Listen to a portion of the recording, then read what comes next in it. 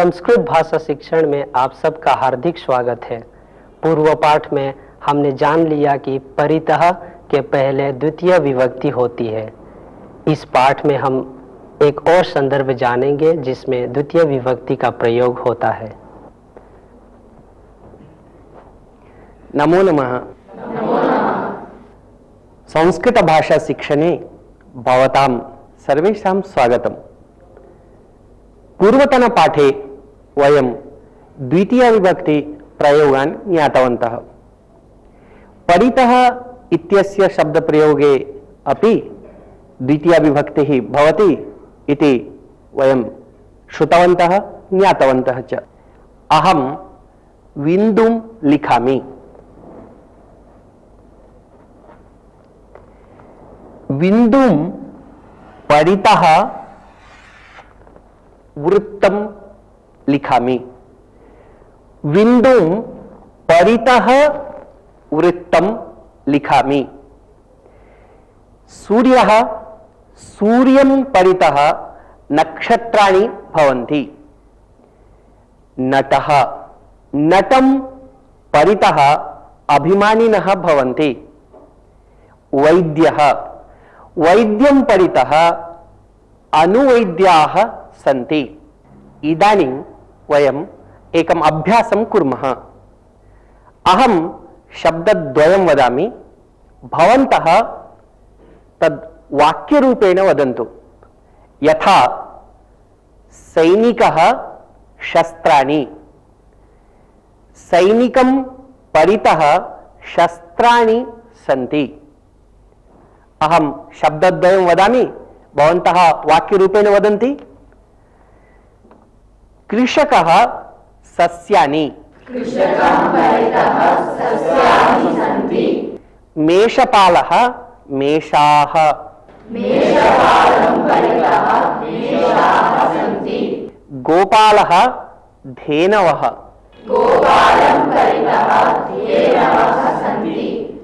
मित्रं सहायकाः। ज्ञानं जनाः।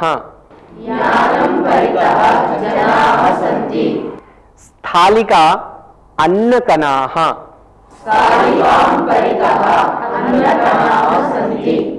नर्तकी दर्शकाः। कविः प्रशंसकाः। मुनिः शिष्याः। पशुः वत्साः। नेता चाटुकाराः। उत्तमं। दाता याचकाः। अध्येता पुस्तकानि। इदानीं चित्रसहाय्येन एकम् अभ्यासं कुर्मः।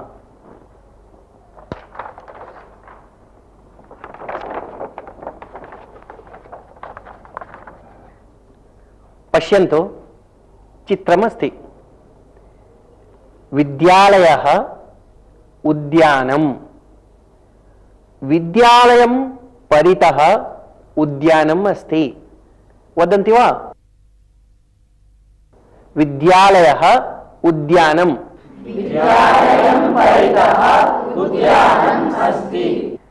मन्दिरं जनाः। मधुरं पिपीलिकाः। ऋषिः शिष्याः। राजकुमारी सेविकाः।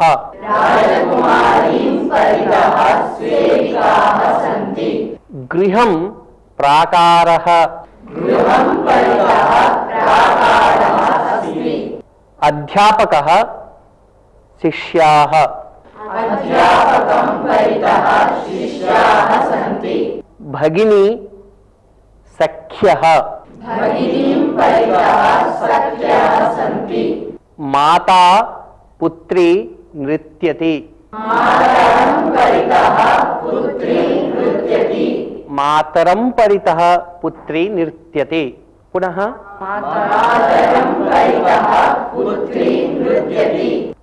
इदानीं वयम् एतेषां बहुवचन रूपाणि अपि जानीमः एव। यथा कृषकाः सस्यानि, कृषकान् परितः सस्यानि सन्ति। मेषपालाः मेषाः, मेषपालान् परितः मेषाः सन्ति। मित्राणि सहायकाः, मित्राणि परितः सहायकाः सन्ति। इदानीम् अहं शब्दद्वयं वदामि, भवन्तः बहुवचन रूपाणि उक्त्वा वाक्यं वदन्तु।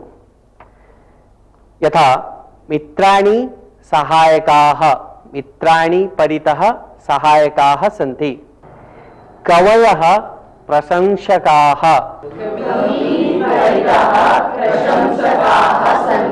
उत्तमं। मुनयः शिष्याः, नेतारः चाटुकाराः, नेतारः नेत्रीन्, नेतारः चाटुकाराः। पुनः वदन्ति वा?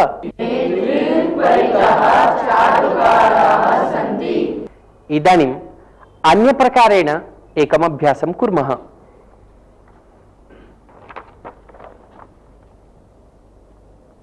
अत्र एकवचनरूपाणि अपि सन्ति, बहुवचनरूपाणि अपि सन्ति। अहम् एकम् उदाहरणं वदामि, अनन्तरं भवन्तः वदन्तु। देवालयः प्राकारः, देवालयं परितः प्राकारः अस्ति। वदन्ति वा? एतत् देवालयः प्राकारः, देवालयं परितः प्राकारः अस्ति। विद्यालयः क्रीडाङ्गणं, विद्यालयं परितः क्रीडाङ्गणम् अस्ति। चन्द्रः मेघाः, चन्द्रं परितः मेघाः सन्ति। शर्करा पिपीलिकाः, शर्करां परितः पिपीलिकाः सन्ति। अध्यापकाः छात्राः, अध्यापकान् परितः छात्राः सन्ति। अध्यापकान् परितः छात्राः सन्ति। पुनः एकवारं वदन्ति वा? अध्यापकान् परितः छात्राः सन्ति। अध्यापिकाः बालिकाः, अध्यापिकाः परितः बालिकाः सन्ति। दीपाः कीटाः, दीपाः परितः कीटाः सन्ति। पुष्पाणि भ्रमराः, पुष्पाणि परितः भ्रमराः सन्ति। इदानीं परितः शब्दम् उपयुज्य वाक्यानि वदामः। स्वयं रचयन्ति। आरम्भे भवान् वदति। क्रीडाङ्गणं परितः सस्यानि सन्ति। क्रीडाङ्गणं परितः सस्यानि सन्ति। पुनः क्रीडाङ्गणं परितः सस्यानि सन्ति। उत्तमं। भवान् ग्रामं परितः अरण्यानि सन्ति। बहु समीचीनं। विद्यालयं परितः प्राकारः अस्ति। शिवलिङ्गं परितः प्रदक्षिणं करोति। भवती वदति वा? चोरान् परितः आरक्षकाः सन्ति। उत्तमं। चन्द्रं परितः नक्षत्राणि सन्ति। गृहं परितः वृक्षाः सन्ति। समीचीनं। मांसं परितः काकाः सन्ति। श्मशानं परितः भूताः सन्ति। उत्तमं। तुलसीं परितः दीपाः सन्ति। देवान् परितः भक्ताः प्रदक्षिणं कुर्वन्ति। इदानीं वयं कतिचन दृश्यानि पश्यामः। इदानीम् एकां क्रीडां क्रीडामः।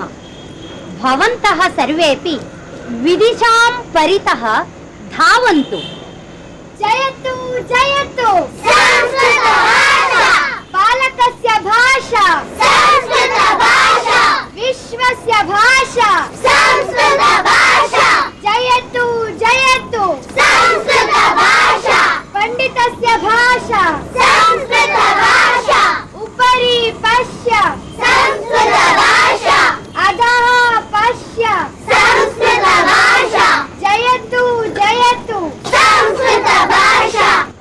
इदानीं भवन्तः सर्वेपि जाह्नवीं परितः नृत्यन्तु।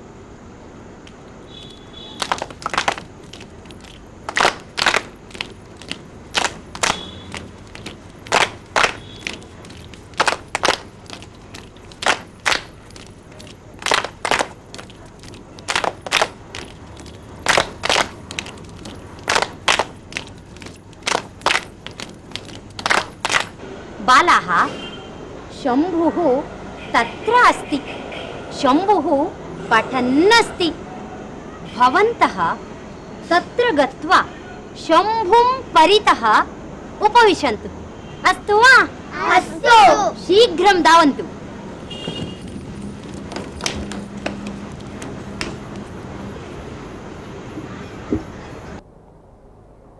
अहं दृश्यमुद्दिश्य प्रश्नं करोमि, भवन्तः उत्तराणि वदन्ति। प्रश्नं करोमि वा? बालाः कां परितः धावन्ति?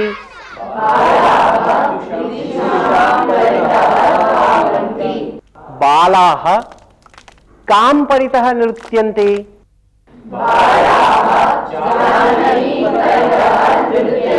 बालाः कं परितः उपविशन्ति?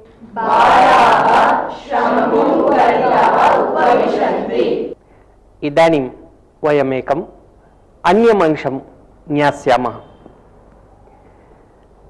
अहम् एकं वृक्षं लिखामि।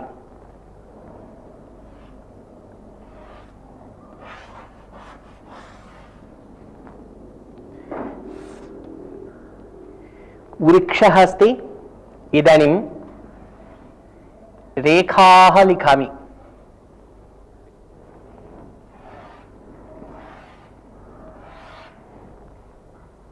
वृक्षः अस्ति।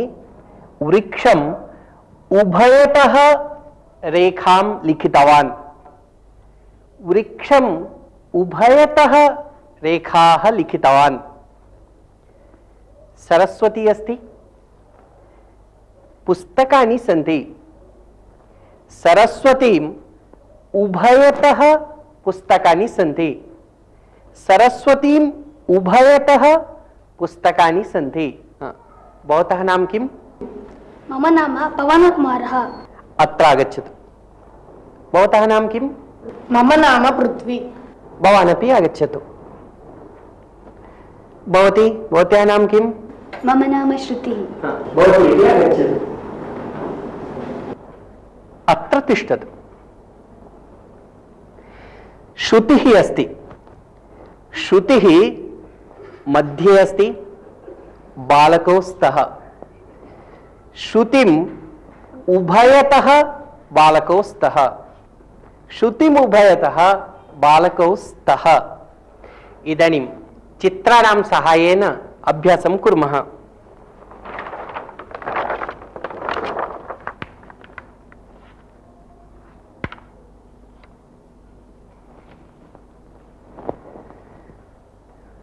मार्गः अस्ति, दीपाः सन्ति। मार्गम् उभयतः दीपाः सन्ति। वदन्ति वा? मार्गः अस्ति, दीपाः सन्ति। उत्तमम्। माता अस्ति, पुत्राः सन्ति।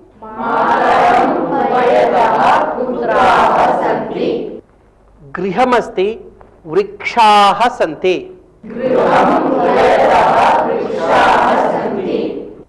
देवी अस्ति, सेवकौ स्तः।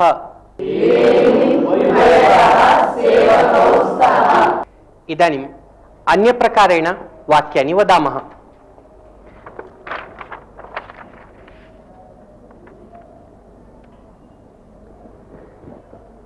अत्र कल्पना करणीया। महाचोरः अस्ति, आरक्षकाः सन्ति। महाचोरः, आरक्षकाः। महाचोरम् उभयतः आरक्षकाः सन्ति। अहं शब्दद्वयं वदामि, भवन्तः महाचोरम् उभयतः आरक्षकाः सन्ति एवं वदन्तु। महाचोरः आरक्षकाः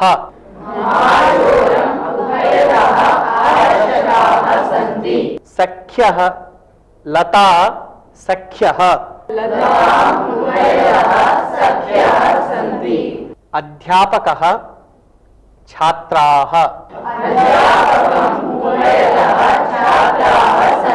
वस्त्रापणः धान्यापणाः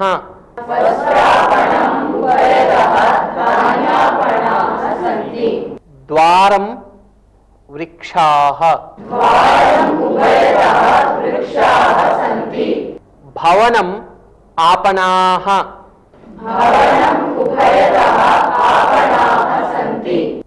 उत्पीठिका आसन्दाः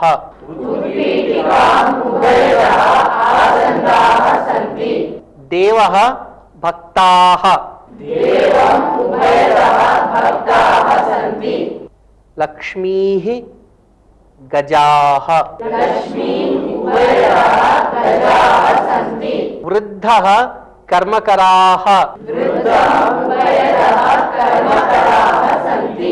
उभयता एक अव्यय है जिसका अर्थ है दोनों तरफ। जब इसका प्रयोग होता है तब उसके पहले द्वितीय विभक्ति का प्रयोग करना चाहिए। जैसे वृक्षम उभयतः रेखाः लिखितवान्, सरस्वतीम् उभयतः पुस्तकानि सन्ति।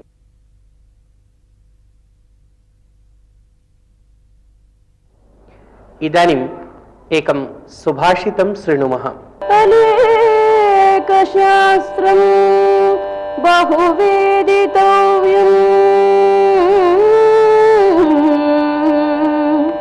अनेकशास्त्रं बहुवेदितव्यम्,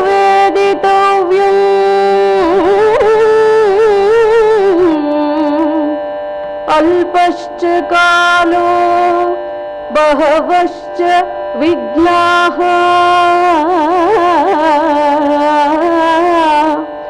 अल्पश्च कालो बहवश्च विघ्नाः,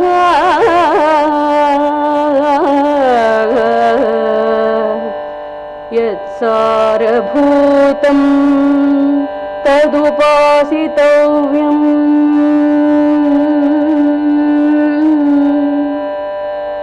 यत्सारभूतं तदुपासितव्यम्, हंसो यथा क्षीरम् इवाम्बुमद्यात्,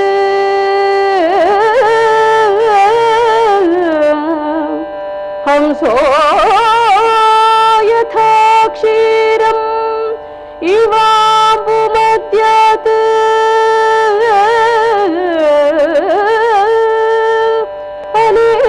अनेकशास्त्रं बहुवेदितव्यम्,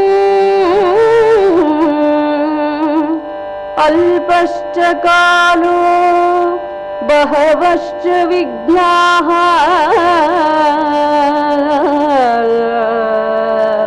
यत्सारभूतं तदुपासितव्यम्,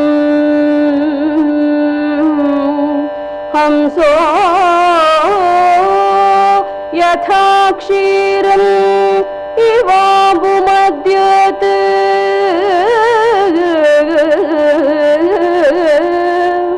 हंसो यथा क्षीरम् इवाम्बुमद्यात्,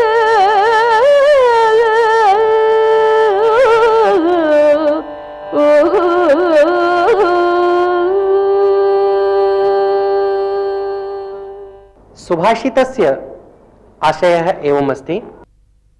लोके बहूनि शास्त्राणि सन्ति। धर्मशास्त्रं, न्यायशास्त्रं, नीतिशास्त्रं, संगीतशास्त्रम् इत्यादीनि बहूनि साहित्यानि सन्ति।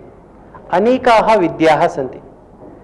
तत्रापि एकैकस्मिन् अपि शास्त्रे बहु ज्ञातव्यम् अस्ति। अस्माकं जीवनकालः अत्यन्तम् अल्पः। तत्रापि बहवः विघ्नाः आयन्ति। एवं सति अस्माभिः किं करणीयम्? सुभाषितकारः वदति यद् सारभूतं तत्त्वमस्ति तद् केवलं ग्राह्यम्, अस्माभिः तस्यैव केवलम् उपासना करणीया। यथा हंसः जलमध्यात् केवलं क्षीरं स्वीकरोति, जलं परित्यजति, तथैव बुद्धिमद्भिः अस्माभिः केवलं सारभूतं ग्रहीतव्यम् इति। सुभाषित का अर्थ शास्त्र अनंत है, विद्या अनेकों प्रकार की है, किंतु जीवन काल छोटा है और बाधाएं अनेक है, इसलिए जो सार है वही ग्रहण करना चाहिए। जैसे हंस दूध और पानी में से दूध पीता है, पानी छोड़ देता है।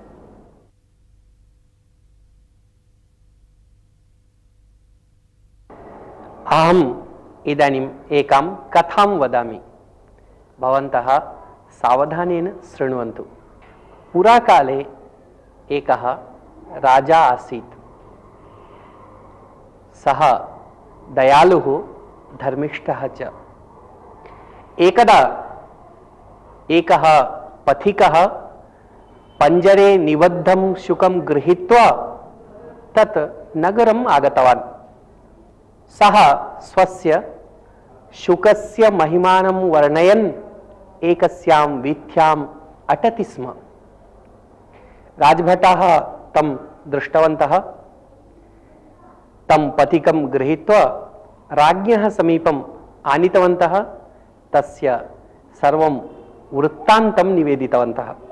तदा राजा कौतुकेन दृष्टवान्।